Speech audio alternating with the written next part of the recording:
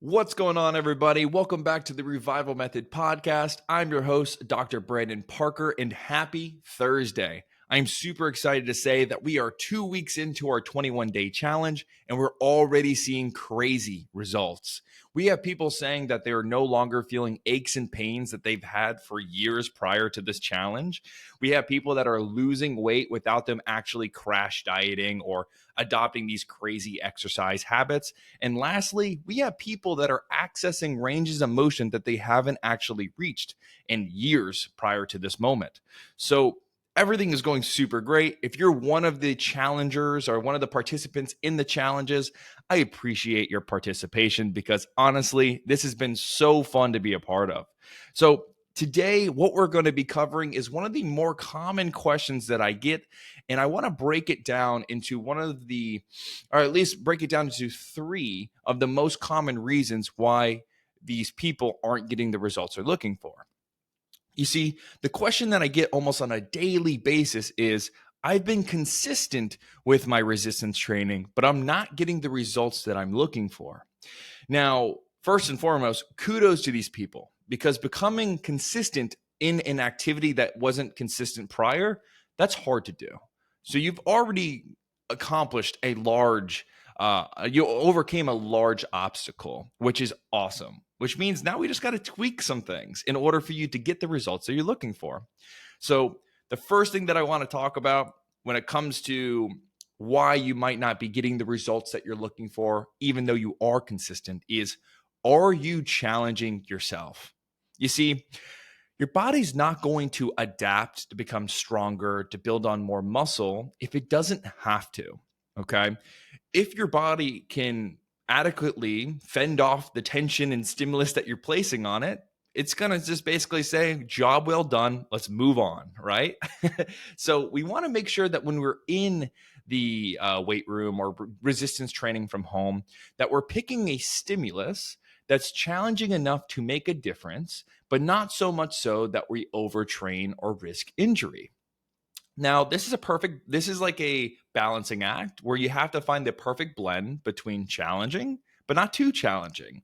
And that can get kind of sketchy for people that aren't familiar with resistance training. So, how do we know if we are challenging ourselves enough? This is where I like to use the reps in reserve method. So, reps in reserve is basically asking yourself, how many more reps could I have done? Okay.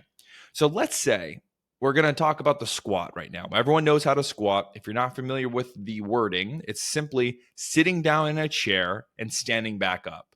You don't need the chair, but that motion is the squat. Okay. Let's say I ask you to do 10 squats.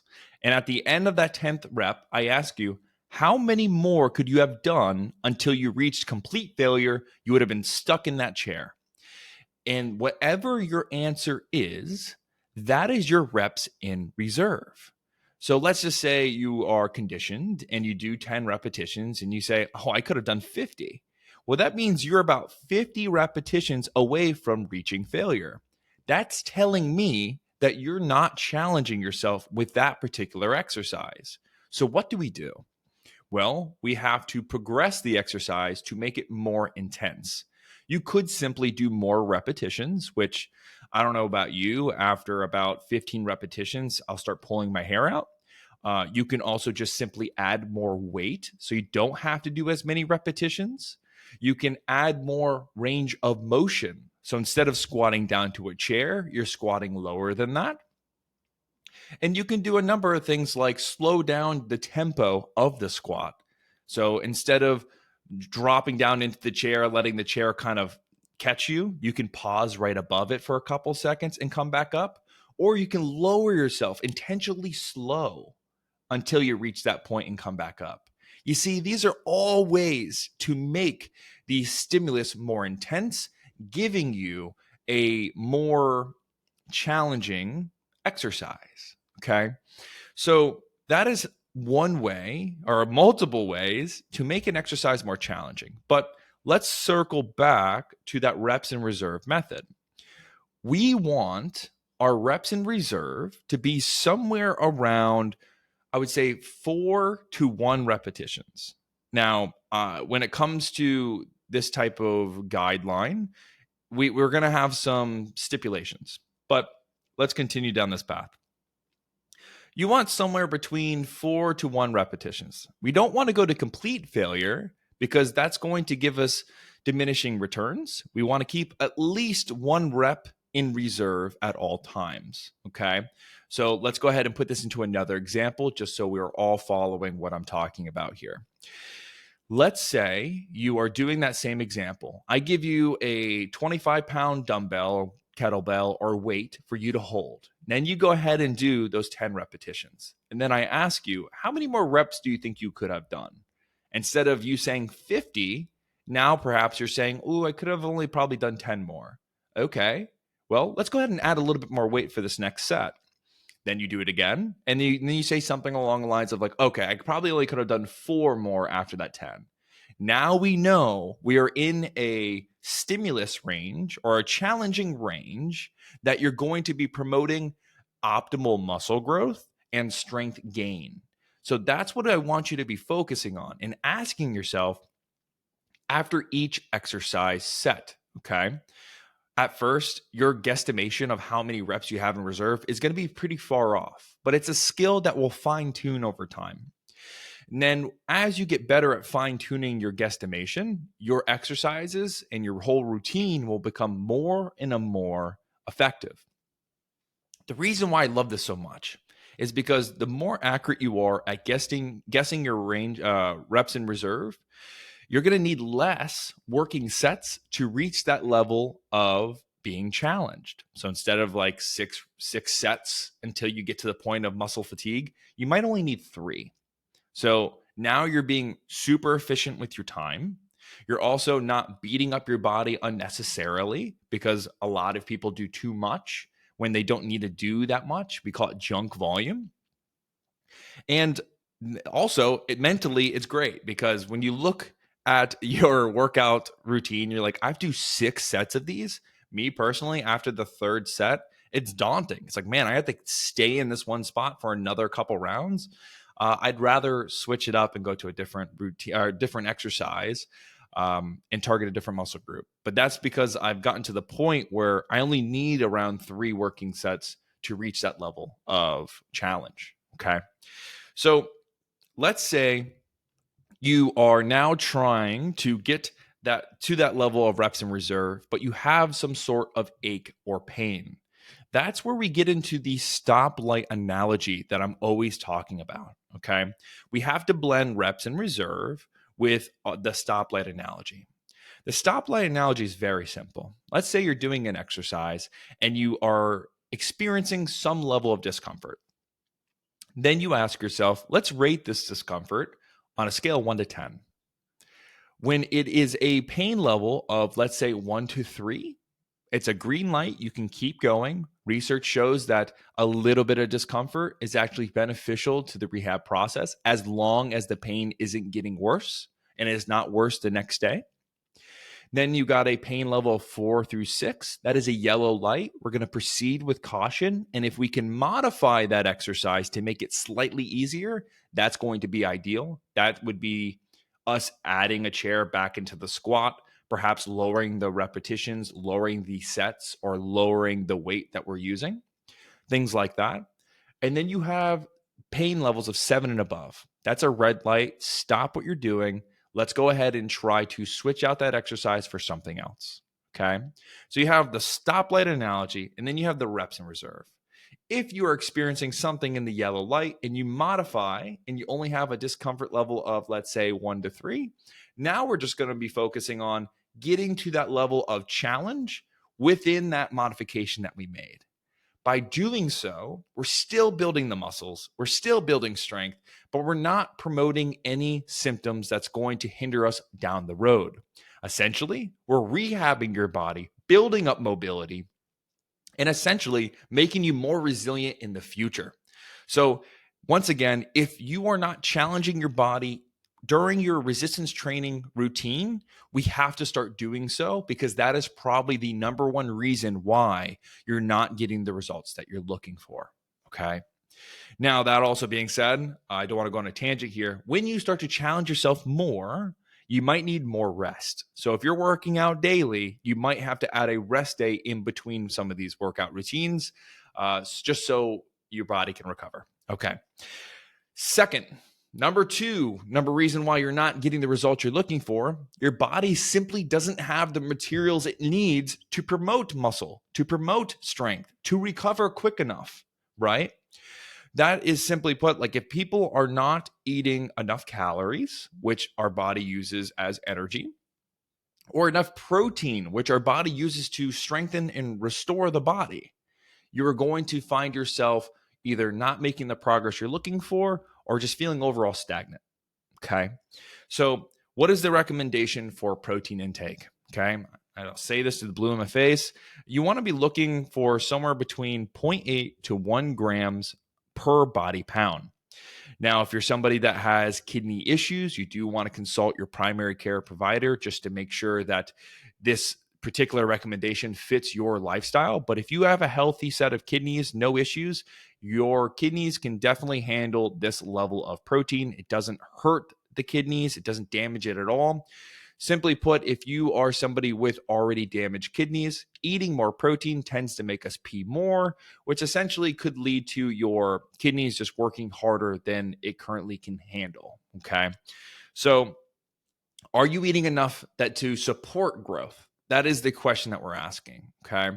If you feel lethargic, if you feel like your body is basically conserving energy, like you get home and you find it so hard to get off the couch, you feel like you're not using your hands a lot when you're speaking, you're not fidgeting.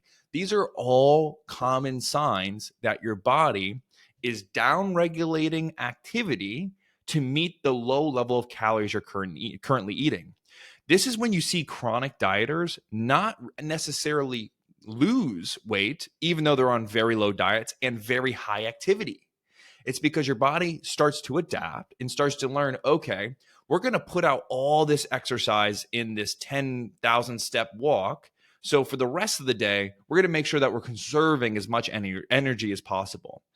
So what we have to do in these circumstances is make sure that our body is getting enough calories to support weight loss, if that's your goal, and to support muscle gain, if that's your goal, which it should be everyone's goal, and to support protective strength. Okay. That deserves its own podcast, but that's another reason why people are not getting the results that they're looking for. Body simply doesn't have the materials to build what you are asking from it to build. Okay. If you have 100 construction workers sitting in a field waiting to build a house, but you don't give them 2x4s, you don't give them screws, you don't give them a hammer, do you expect them to build a house? Nope. They're just going to be twiddling their thumbs, wondering when they can get started. That's the same thing when your body gets stimulated by this challenging workout. It's like, all right, let's get to work. But if you're not eating the protein, you're not giving it the calories, it can't do anything. So go ahead, look over how much protein you're eating throughout the day. If you are significantly lower than the 0.8 to 1 grams that we've talked about, all you need to focus on is just simply add a protein source into each one of your meals slowly over time. Protein can be very filling, and it can be very hard for you to find these foods to start to integrate into your life. So slowly add it over time, and that should set you up for success. And then lastly, you have the last roadblock that we're going to talk about, which is time. Have you been consistent enough over a long enough period of time? So you'll see, this is kind of cool because I always tell people to focus on the strength side of things. Like, are you getting stronger? Are you getting more mobile? Because these things tend to trend a little bit faster than you putting on muscle. Okay. You'll see when you first start exercising that you will gain strength from a day to day. Well, I would even say from a working set to working set basis, from workout to workout, you'll do a little bit more weight. And then eventually you're going to start seeing a plateau. But if you're focusing on that strength gain, it's going to give you those small wins that's going to keep you coming back.